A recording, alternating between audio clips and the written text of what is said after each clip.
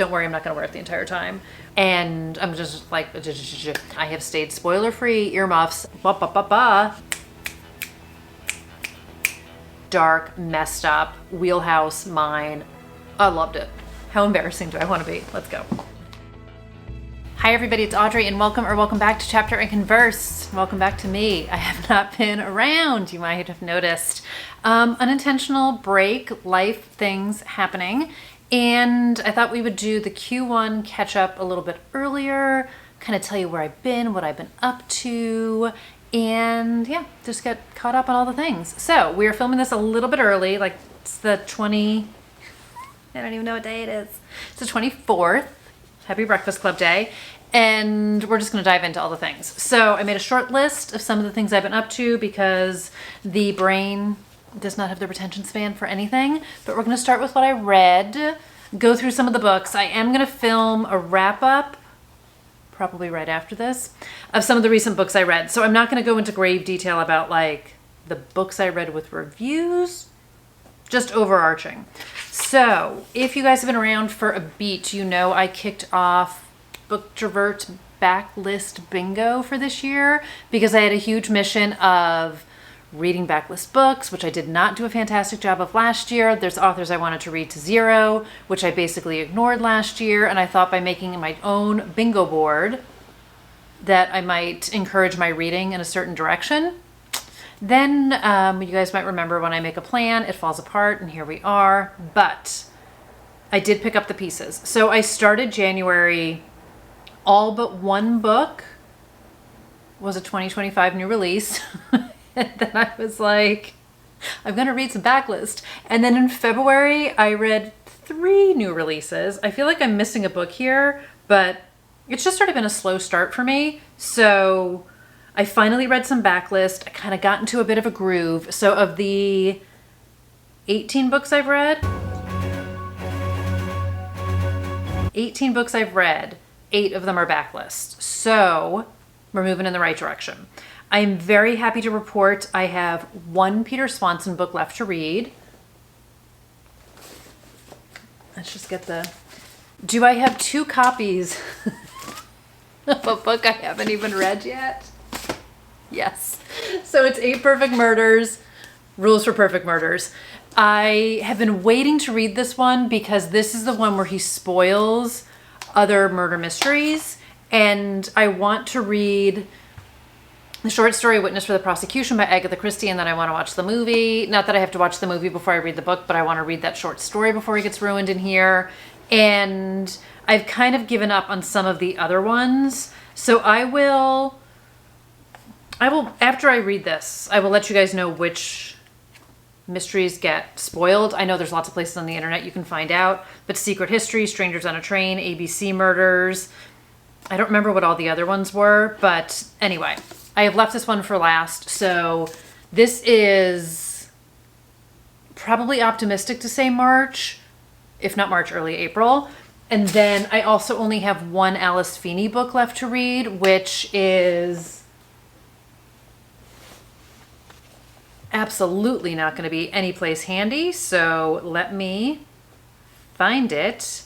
It's her second book. I don't know if it's like You Will Never Be Me. I should know the names of the books, but where's the fun in that? I Know Who You Are. You Will Never Be Me is a Jessie Q. Sutanto book, isn't it? I Know Who You Are is the only book of hers, of Alice Feeney's, that I haven't read yet. And this is Meet Amy Sinclair, the actress everyone thinks they know but can't remember from where. Except one person. Someone knows Amy very well. They don't know who she is, and they don't know what she did. I love me an Alice Feeney. And I'm going to read that one, so that I will be all caught up when Alison Peters' new books, don't Siri me, when Alice Feeney and Peter Swanson's new books come out this year, I'm going to be all the way caught up. So very excited about that. I'm working my way. I'm very happy. And I'm in a good groove. So I'm listening to Finlay Donovan Digs Her Own Grave right now. Angela Dawe is the narrator. She is fantastic. I'm like 75% of the way into it. I am binging it. I love it. I just absolutely adore the Finlay Donovan series. And then I am reading, hold please, I feel like I should say I am finally reading The Mindful Art of Space Making by April Scott Tandy. I feel like I showed this in the book haul I did earlier this year. So this is what it sounds like, How to Declutter.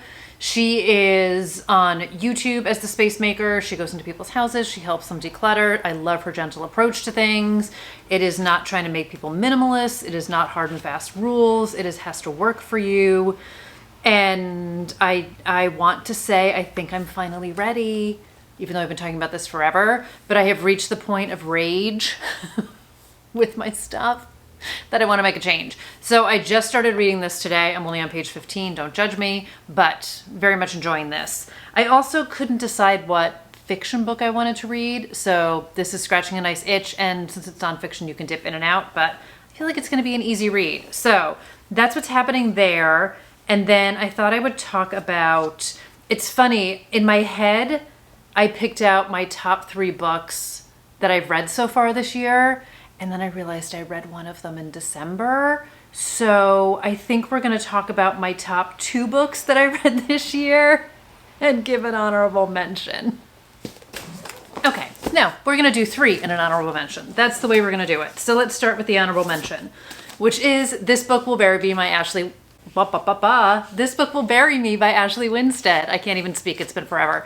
I did read this in December, so I had the e-arc of this. I strolled my Barnes & Noble this weekend, had a hunch that this might be on the shelf early, and this was the one and only edition of it, so I picked it up. She's so big and beautiful. And I am very excited to reread this. I'm very excited to tab it up.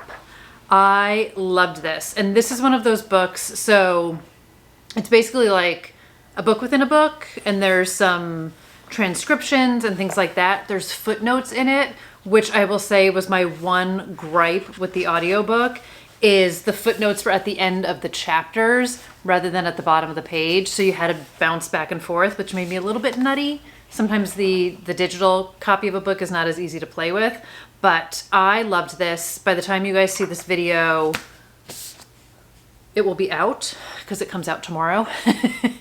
So it's either pub day or right after pub day. Absolutely loved it. Huge fan of Ashley Winstead. I'm not telling you anything you don't know.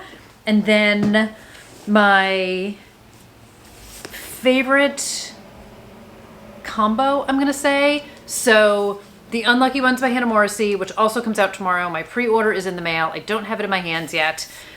I loved it. So it is book 4 in the Black Harbor series. You can read the Black Harbor series in any order. If you do read them in order, you will see some characters who connect, but The Unlucky Ones specifically is sort of a conclusion to some of the story in her debut, Hello, Transcriber. There's also a whole bunch of other stuff going on in it, but the main characters in this book, Hazel and Cole, do reappear in The Unlucky Ones. So I reread this in anticipation of The Unlucky Ones because I read this when it first-ish came out, I want to say. It's been a few years. I feel like I read this 3 years ago. Came out in 2021. So let's just say I read it 3 years ago. And I am so glad I reread this.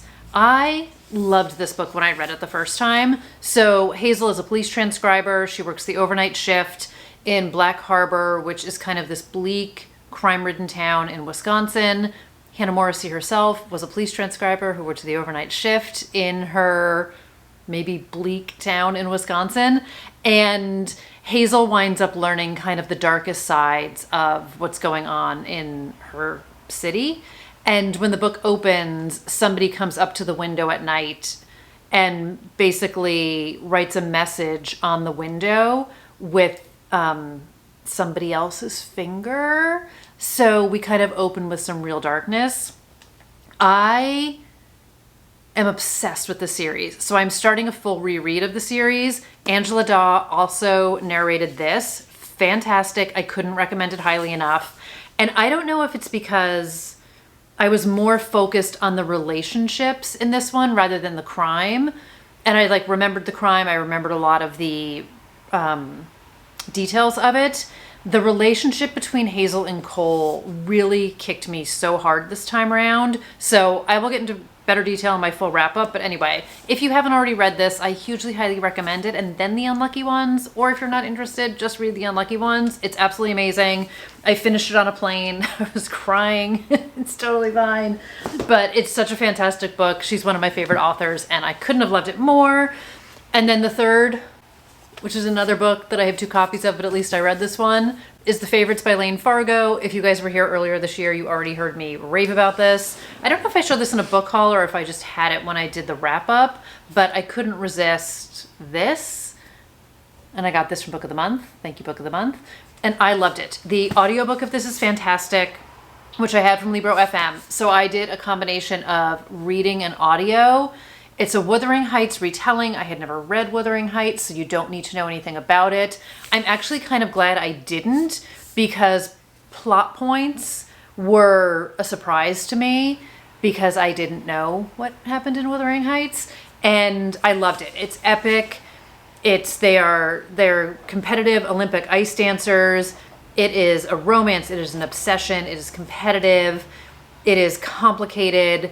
It is so fantastic. We are seeing their story in hindsight through sort of a Greek chorus of people who were fellow skaters, who were competitors, who were trainers, who were commentators. And then we see the present day, or we see the full story in Kat's point of view, and they alternate. So Kat and Heath are our main characters. And I loved it. The audio added so much, especially to the Greek chorus part. Johnny Weir is one of the narrators, and I just couldn't love it more. This is a book I can't wait to read again. Obsessed, recommend it to everyone I know. This is like my God of the Woods of this year so far, but loved it, loved it, loved it. Loved it. So that's what's happening in the world of books. Where do we begin? It's, 2025, it's been rough. It's been rough. So again, if you've been here for half a minute, you might recall over the holidays, I injured my back, something fierce, just trying to help out and move some boxes. And that injury took so long to get over. I have not been in that much pain since the time I originally threw my back out and I wound up in the emergency room on a stretcher. Probably one of the most shameful moments of my entire life. Like, it was awful. It was absolutely awful. Yeah, this was awful. This was really, really bad. And the derailment factor of winter, stuck inside, back aching, nothing helping, just really was not a good time. So I got off to a really bad start to the year. All of my visions and plans totally did not happen. And it's just been rough ever since. So my back feels much better now. Yay, fun. But it definitely impacted activities, mood, all the things. I know you should push past the pain and not let it take you down. But you know what? Maybe I just needed to be taken down a couple notches and relax. And I can't even say I relaxed because I was in so much pain, but here we are. We're on the other side of it. So part of what I did during my time out of commission is I rediscovered words. I rediscovered puzzling, and I couldn't have been happier about it. So I have finished 4 puzzles to date. I could have done more, but I put myself on a timeout because while my back hurt, it definitely was a good way to spend some time, but I started to use it as a fantastic procrastination tool from writing. We'll talk about writing in a minute. So after I finished my 4th puzzle, I did not let myself start a new one.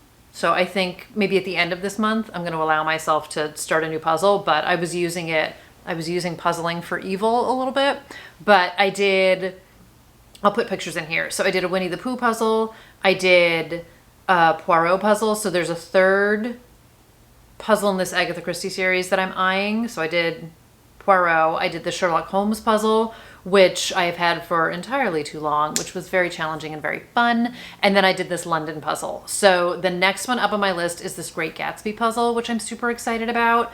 And I'm just going to dive into it. Probably the beginning of April is my game plan. So I'm going to kind of use it as a reward system with my writing. So we'll get to that. But it was kind of a delightful way to just sit, focus on something. Sometimes I listened to audiobooks while I was doing it, and sometimes I was watching some Amazon Prime. So I had my laptop propped up and was catching up on some shows. And I was wrapped in, how embarrassing do I want to be? Let's go. So if you want to talk about best purchases, my back injury, I don't think it led to other stuff. I feel like it maybe just set some other stuff free. Or maybe it's just, you know, ladies of a certain age breaking down. But I'm starting to have like a lot of like neck pain, a lot of tension, which is understandable. So I bought this heating pad wrap and it's weighted. Don't worry, I'm not going to wear it the entire time. When I tell you this is one of the best things I've purchased in my entire life, I'm not even kidding. So it is weighted down. You can snuggle it up. It goes up the back of your neck and it's like a warm, literal hug. So do I wear it in the morning? I do. Do I wear it when I'm writing? I do. I love it. So I was like snuggled in my heating pad wrap with my puzzle and my Amazon Prime. I've officially entered, I don't know what era I'm in. I'm not quite Grey Gardens, but I feel like, I don't know. I'm gonna need a name for this era, and I'll have to think of something. But we're getting close to Grey Gardens era, so it's fine. I would recommend that thing to anybody, though. I turned my mom onto it. It's literally the best thing I've purchased all year. I did buy a couch though, which is coming in end of April, beginning of May. I've not bought a new couch in over 10 years. I'm at that. It's like at that time where things are starting to break. My dishwasher broke last year. My couch didn't break. I just hate it. So I got a new one. So we'll see. So anyway, I'm trying to, I don't know, trying to make some life improvements. Anyway, wrap, Amazon Prime, puzzles. So let's talk about all the Amazon Prime shows I watched. You guys know, maybe, very big Mets fan. Opening day is on Thursday. I'm going to spend the next 6 months in a baseball bubble. I watch as many games as humanly possible. Like, they're on in the background. I don't sit and watch them all, but like they are definitely the background to my life for 6 months. So I don't usually watch a lot of TV during the season, but I caught up on a lot of TV January, February, I would say. So I watched, these are all from Amazon Prime, with the exception of one. I finally rewatched The Presumed Innocent movie. So you guys might remember, I watched the Jake Gyllenhaal show finally, then I reread the book. I know, the wrong order, it's fine. And then I watched the Harrison Ford movie. I remember it being, I feel like I remember it being more tense, but I feel like it can only be so tense when you know the ending of it so many times. I enjoyed it. I also feel like Harrison Ford, I talked about this already, looks like such an adult, and Jake Gyllenhaal to me, even though he is a legitimate 40-something adult, still strikes me as so young. I don't know. It just is what it is. But rewatch that. Then we went down the rabbit hole of Amazon Prime. So there is a fantastic documentary called Whodunit. If you are a fan of the movie Clue, it's done by a Clue superfan. It's the whole history of how the movie got made, how it almost didn't get made. There's interviews with a whole bunch of the actors. It's just a love letter to that movie. It is by far one of my favorite movies ever. I feel like that's one of those movies, either like you love it or you don't. I love that movie so much. It was a very fun documentary. Highly recommend it. And then I went into a series binge. So I watched Cruel Intentions, which is based on the movie. Not too dissimilar from it. I feel like that's the problem with these Cruel Intentions remakes. Like even the Cruel Intentions 2, which I saw. I don't think I saw 3, but they kind of just try and replicate it. So this was definitely like a Catherine Sebastian, but they have different names. And then like the girl they're trying to corrupt, they're in college for this. And it's a little bit unhinged. It was entertaining. I wasn't wholly buying everything that was happening in it, but the main character, her name's not Catherine, but like she's the president of her sorority. And then her stepbrother, the Sebastian, that's not his name in this either, is like a man about campus and all the ladies love him. And I don't know, I feel like you can't replicate Sarah Michelle Gellar and Ryan Phillippe. You just can't. They were so amazing. There's no redoing it, but I watched the entire thing because of course I did. And then I watched Maxton Hall. So, you know, on Prime where like you watch something and it's like, oh, if you liked this, you might like that.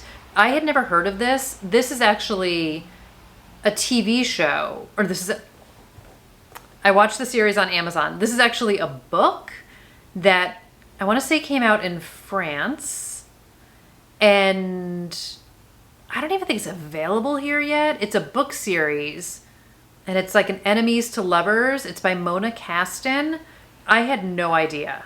I had absolutely no idea. So it is the Maxton Hall series. So it's Save Me is the first book, Save You is the second book, and Save Us is the third book. These aren't going to be available in the US until July for book one. And they're not even, like, I don't even think they're translated to English yet. So the mini series, or like the 6-part, 8-part show, I want to say was filmed in Germany, but it has English subtitles over it. Like, you can pick all the subtitles. So I don't know. This is like, I feel like maybe if I was on TikTok and maybe I was like, I don't know, 30 years younger, I would know what this is. But watch the whole dang thing. So it is the international best-selling Maxton Hall series. They come from different worlds, and yet they are meant for each other. Money, glamour, luxury, power. So Ruby Bell isn't interested. She goes to the prestigious private school Maxton Hall, and she winds up learning a scandalous secret at the beginning of the first episode from the Beauforts, who is the uber fancy rich family. So James is the brother. He is the ringleader, the party boy. Everybody loves him. He's got a ton of money. His family's got a ton of money. And he basically is trying to bribe her to keep quiet, but she doesn't want his money. And then you know how enemies become lovers, and off we go to the races. So again, wholly entertaining. I watched the whole dang thing. It's like it wasn't like I guess it could kind of be like a Gossip Girl type of thing. I don't know. I was all in. Binge that. Then I switched to Wilderness, which I'm not going to lie, you guys. I was like, I am discovering all of these new shows. These shows are so old and they've been out for a while. I think Wilderness is from like 2022. So it's a British couple in the TV show, moves to the US. He's like in charge of a hotel, and his wife, like when it opens, it shows her like they're on like a cross-country trip, and she's dreaming of murdering him because she finds out that he cheated on her. And then we kind of go backwards to her finding out what happened. And then we see them on this trip, and then we see her fantasies of killing him.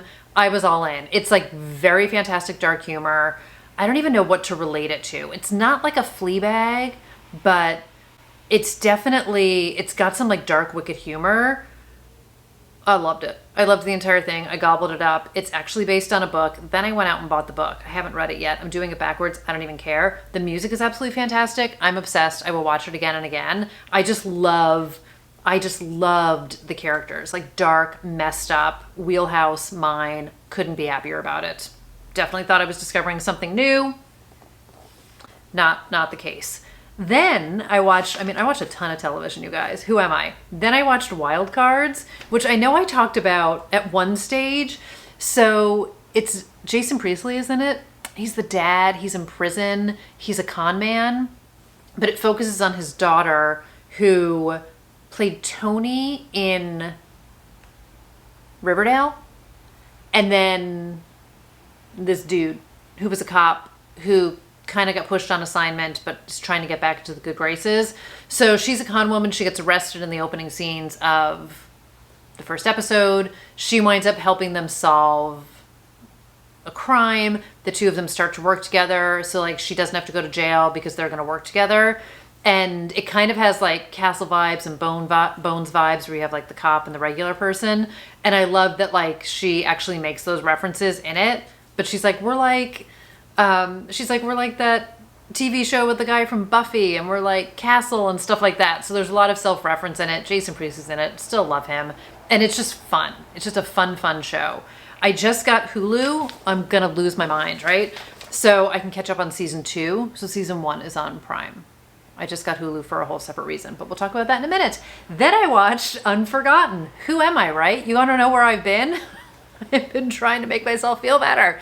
So Unforgotten is a fantastic British show. I watched the first 3 seasons, I want to say, and it is detectives solving cold cases. And they could be like 40-year-old cases, and they pull all the pieces together, and there's a lot of personal relationships in it. And let me see I'm trying to think when the last one came out. I'm like looking ahead. I'm like, oh, there's going to be even more seasons of it. So there were some changes in the cast. Looks like season 6 just came out in the UK in February. So season 5, which is what I just watched, was 2023. So this first started in 2015, and it's like every 2-ish years it came out. So 6 episodes. And it's one of those shows where you have like this seemingly unconnected group of stories that somehow managed to come together. It's really well done. It's definitely dark and messed up. I really enjoyed it. Really enjoyed the complicated relationships between everyone, and just had a great time with it. So I caught up on that. So feeling all caught up watching to zero on some of these shows. And then I gave myself a break because I was definitely starting to watch way too much television, and I did nothing. And then the other day I signed up for Hulu because I was scrolling Instagram and saw the trailer for season 6 of the final season of Handmaid's Tale. And I was like, oh, I should get caught up because I would love to see how this ends. I haven't watched like the last 2 seasons. And lo and behold, I stopped watching, because the beauty of Hulu is when you pause or you like get rid of your subscription, you go right back. It like, oh, you're in episode 2 of The Handmaid's Tale. And I was like 5 minutes into it, like literally picked up right where I left off. And I believe I was watching this in 2020 and was like, hard pass. I can't watch anything that's not light, fun, and friendly. So I know I stopped watching The Crown in 2020, and I'm pretty sure I also stopped watching Handmaid's Tale. So I have spent the last few nights watching kind of like an episode and a half because they're long. And it is every bit as emotionally exhausting as I remember it being. Fantastic. Acting is fantastic. It is so beautifully shot. The stories, all of it. If you guys are watching it, I'm not telling you anything you don't already know. But every episode, I feel like it takes everything that I have in me right out of me. Whew. This is a lot of show. I don't know where it's going to go. I don't know what's going to happen. I have stayed spoiler-free, earmuffs. I don't want to hear anything. I don't want to know anything. And I can't wait to find out what happens. But I am loving season 3 so far, and we'll see what happens. But I'm watching that. So I'm going to commit to Hulu through The Handmaid's Tale, and then we're going to break up. So there's way too many things on Hulu that I want to watch. We'll see what happens. So that is my TV world. So many shows. Who am I right now? In all fairness, I haven't updated you guys on a TV show in 3 months, so I don't feel that bad. Do I also watch an occasional Murder, She Wrote? Of course I do. Why am I going to throw my paper aside? I have absolutely no idea. So that has been my TV watching situation. And then let's talk writing. I have been working on an edit. So this is like, I feel like this is part of it. This is not in any way all of it. So I've gotten to the point where I was trying to do stuff on the screen. I was just struggling to figure stuff out. I didn't know what I wanted to be doing. This binder's really heavy.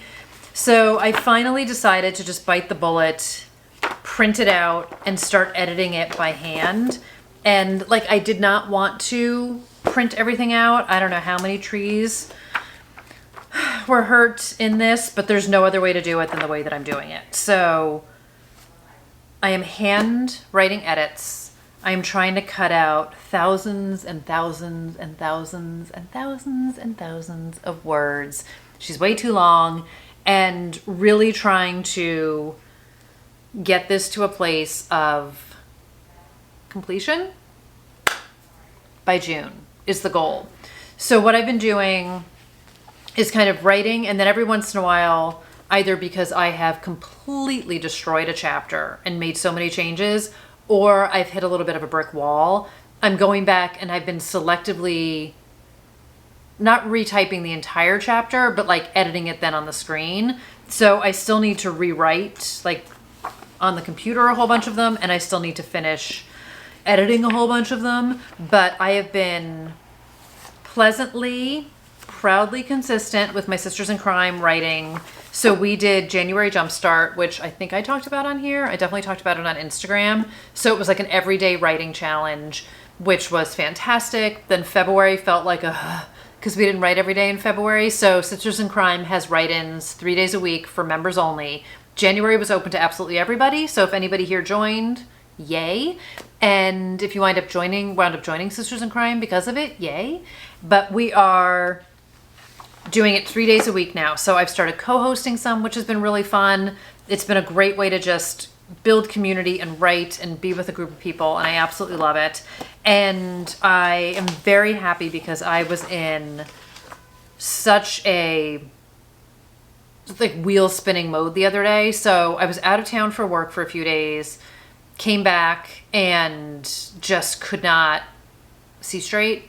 And I think I finally broke through that piece. It's a very pivotal scene in the book, which I have struggled with basically the entire time I've been writing it. And I don't know if I'm putting pressure on it because I know how pivotal it is. It's like basically, don't worry, I'm not going to like spoil anything. I absolutely spoiled it to my Sisters in Crime group. But it's basically when my main character gets a very important clue figured out that's going to lead to the ultimate clue of the big bad. So trying to get this right to get that right has been a real challenge. And how she was going to learn it and how it was going to get revealed and who was going to be there and all of it. I think I got it. By George, I think she's got it, but we will see. All bets are off. Everything can change in the next rewrite. And by no means is this round the final one. This is the like really got to get down to work, because I've mentioned this before too. I don't write in a linear fashion.